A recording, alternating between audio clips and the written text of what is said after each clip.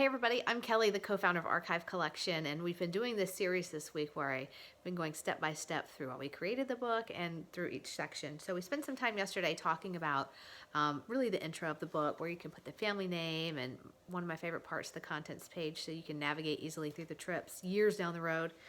So today I wanted to spend a little time on the first page of each entry, which again, I know it's backwards, but I'm still going to show it to you because when you flip it around, you can't really hear me. So each book has enough for 22 entries. So this means you could do 22 different trips. If you took a trip to Europe and you went to a bunch of different cities, you could, use one entry for each city. We have people that go on a lot of cruises, so you could use, one thing for each port. You can use one entry and write a summary of your whole 7-day cruise. So it just depends on how you want to use the book and how much time you have. So anyway, oops, sorry about that.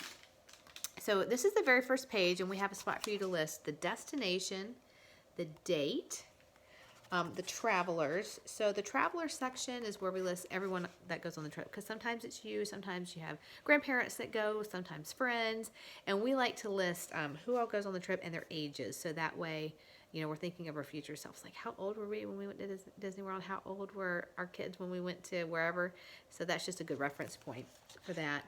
And then we have why we chose this destination, because if you think about it, so much thought goes in to the destinations we choose. Why did you choose to go to Disney World at that particular year, or why did you choose, just why did you choose to go to that particular place? And also getting there. So did you fly? Did you cruise? Did you take a car ride?